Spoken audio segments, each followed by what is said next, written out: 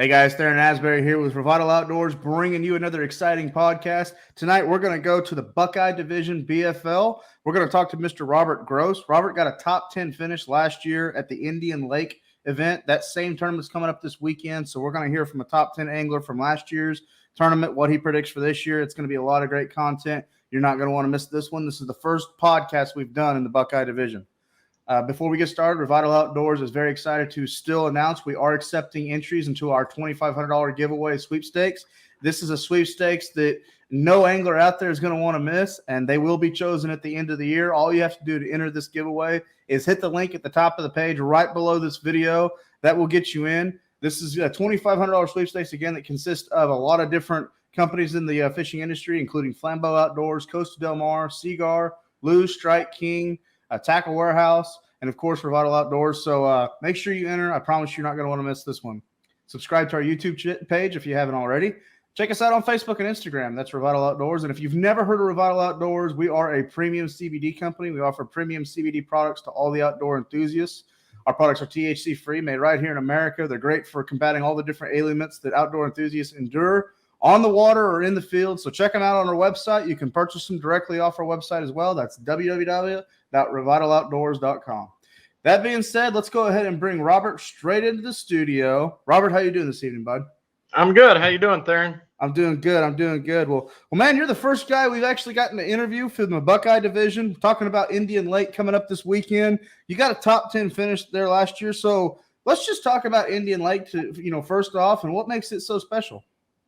Well, Indian Lake is one of our typical Ohio mud bottom lakes. We don't have any rock bottom lakes here. The ones we do are few and far between. So this is a shallow water fishery. Indian has got some people may call them issues. We got a lot of grass this year. I mean, a major amount of grass. The water's clear. It's not a big fishery, 5,000 acres. Average water depth 10 feet. This time of year, the spawn's been funny. The spawn's been funny all the way across the country, from Florida all the way to here. It's either behind or it's ahead or it catches up. The fish should be definitely coming off beds. They're going to be fish on beds. Going to have a lot of different ways to catch them here on Indian. Mm-hmm. Crankbaiting, riprap. Typical Senko, creature bait in the grass. But this grass fishing is not like big lakes, big deep grass. I mean, the water's only going to be 4 feet deep anyway. And then the grass is probably already topped out. I haven't been over there yet. But I'm pretty sure the grass is topped out. The water is gin clear now.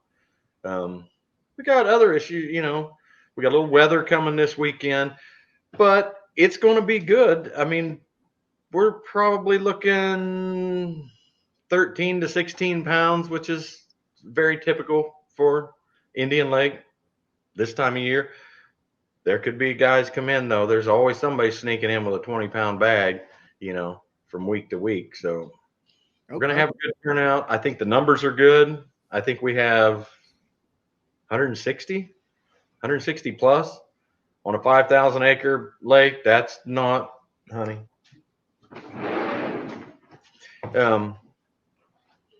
Sorry. No, you're good.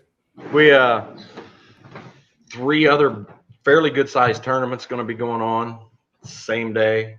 The lake's going to be crowded, but the lake fish is fine when it's crowded.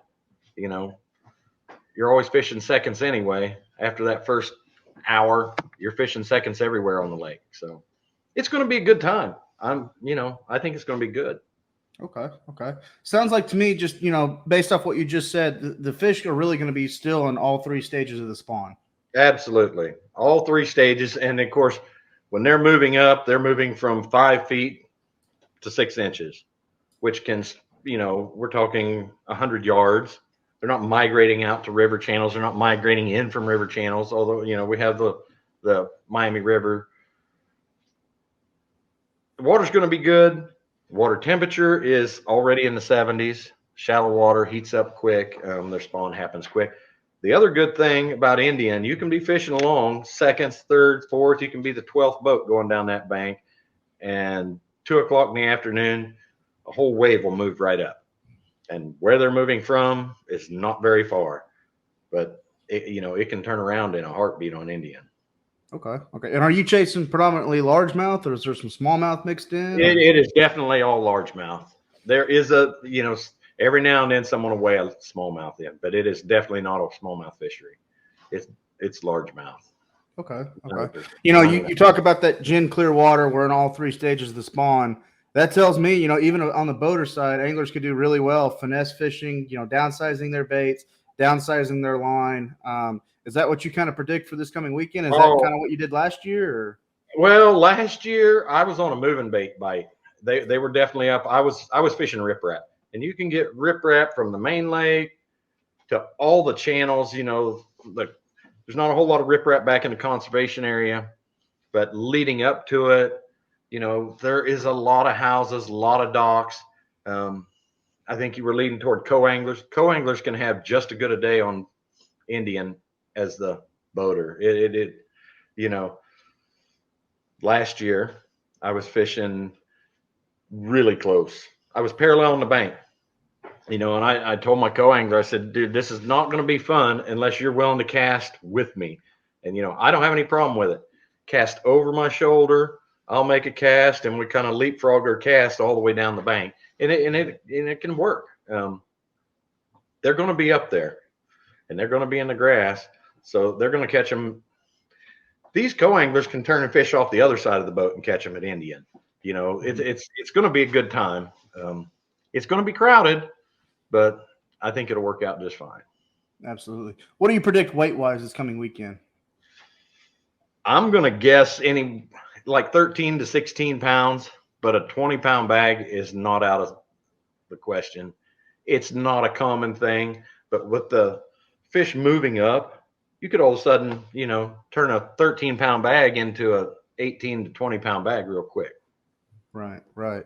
As far as an angler that wants to do well in this tournament, we just mentioned a couple of times that the fish are going to be in all 3 stages of the spawn. Do you think an angler that goes into this tournament that wants to win needs to focus on one stage, or can they go up, fish a pre-spawn pattern in the morning, maybe try to capitalize on an early shad spawn, and then try to move in and catch a keeper off a bed to be their kicker fish? Or, what do you think? Not necessarily yourself, but what do you think someone's got to be thinking about?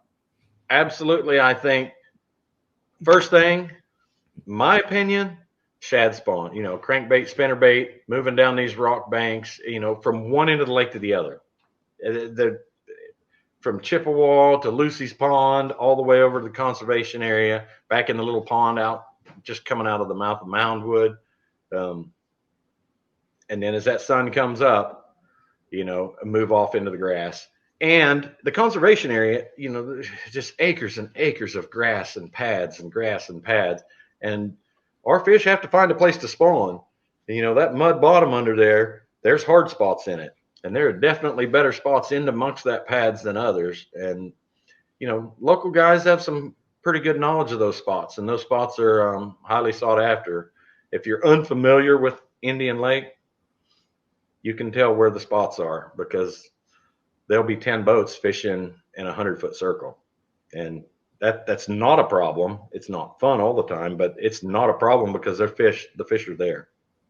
And are they relating to like a ledge or some piece of structure or a brush pile, or are they just there because they're there?